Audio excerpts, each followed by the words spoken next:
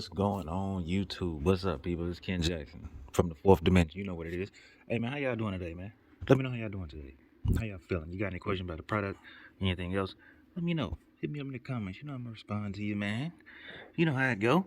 Anyway, we had this product here, GHome again. This is a Wi-Fi smart plug. So, as I said, if you got any questions, just let me know. I'm gonna post a picture, I'm gonna post a link so we can get into more detail upon this. There's your product number or product. You can search this up, right? Just if you go to Amazon or something, smart plug WP2, it's gonna pop right up.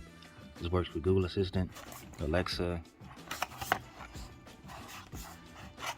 We got an input of 120 volts, 50 to 60 hertz, 10 amp max. We have a max wattage of 1200, 2.4 Wi-Fi frequency, and up to 113 degrees Fahrenheit. That is very good. You can also use this right here, this X0033. Use that, find the same thing. It'll pull it right up. Obviously, like I said, GHome once again, so we're gonna use that QR code to pull up their app. I haven't looked at it completely, but I did open it, so it'd be easier, like taking the tape off and everything, make everything easier. One booklet, two booklet. This is the 2-pack. It's pretty cheap. And by cheap, I mean around $20 or less than $20. So that's all that's in the box. You got the little faces right there. One book, two plugs. First things first, you want to make sure that your product looks okay. It looks good. It's good. They got covers on there. Buttons clicking nice. This one has the cover on it too. Once again, Wi-Fi smart plug, model number. That's what I was thinking of earlier. I couldn't remember the name. WP2. There you go. Everything looks good up in there. Buttons feel nice. Booklet. Here's your install booklet. What's in the box you get: smart plug, user manual, and indicator light on and off button, 2 independent sockets. Main features: voice control, app control, schedule and timer, family share, no hub required. Excuse me.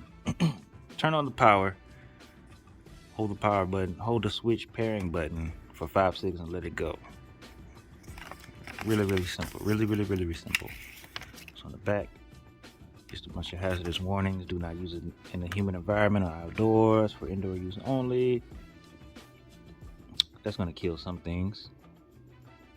I was thinking, since it has schedule and timer, you know, some of us may have these outside lights, or outside things that we may use, and this would be a good idea. You know, it'll also be a good idea. You may think, like, what's the point of this? You might have an older house or older home, or you might have kids. You don't have a smart TV or something like a Samsung or an LG where you can monitor what's going on the TV. You might have an older TV. And this smart plug would be a good idea because you'll be able to use the app to turn off the switch if it's time for the kids to go to bed, or if somebody's grounded and they're doing something not supposed to be, and you're at work, or you feeling sick or anything like that. Those are just some of my ideas. Now, obviously, you can run other things, run appliances or something. You may be cooking something, or I don't know, some dehumidifier, things like that. You might want to set the schedule, set it to turn off in like an hour, and then an outlet will turn off and the appliance or whatever will turn off. So this is the same instruction booklet, basically showing you what to do on the app. So what we're gonna do is plug it in, go to the app, and see what all is on there. All right, so for the basics, without setting anything up, it's red because it was trying to pair to the Wi-Fi, but I didn't set it up. So I have this little extender because this is too wide. If I plug this in, I won't be able to press the buttons. So I'm gonna use this, plug it in here. See, this turns on. So I press this button, should turn off. There you go. Press it, turn it on again.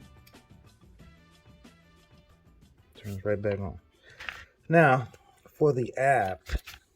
All right, so it only took a few seconds for it to connect and to find it, obviously. But like I said, turn your location on, etc. So now I pulled the Ryobi cord plug a little bit back, and I plugged in something else so we can see how both of them work. So I had an app set up. You can turn it on one at a time. Turn on the first one. Ryobi is on. Turn on the second one. That little night light is on. You turn on both of them. Or we can set a schedule. We click on that right there. And please add a new schedule. You also have countdowns, random, and inching and things like that. So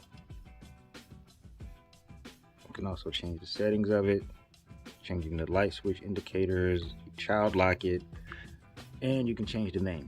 We set up Google as well, so all you have to do is say turn off smart plug 2.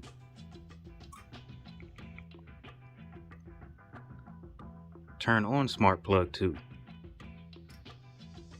It's pretty cool, right? I ain't gonna lie, it's pretty cool. It's pretty cool to me. I ain't gonna lie to you, man. But we turn it back on. Turn off smart plug 2. It's cool, man. Anyway, there's a bunch of other things that you can do on the app. There's a bunch of other devices that you can discover, and so forth and so on. You can assign this to a certain bedroom or whatever. And like I said, if you got kids or something that likes to leave things on and running up the electric bill, or you set a timer on an appliance, things like that, you know, it'll be good, especially if you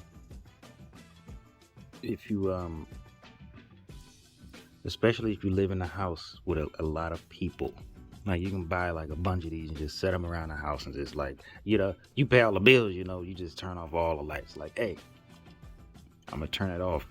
You keep messing around. You leave it on again as late as you did last night. I'm gonna turn it off. Running up my bill like that. But it is good. It can be good for yourself. It can be good for the kids or whatever. I recommend this. I'm not gonna lie to you. Like I said, thank you guys for tuning in. Thank you guys for always watching and being supportive. See you next time.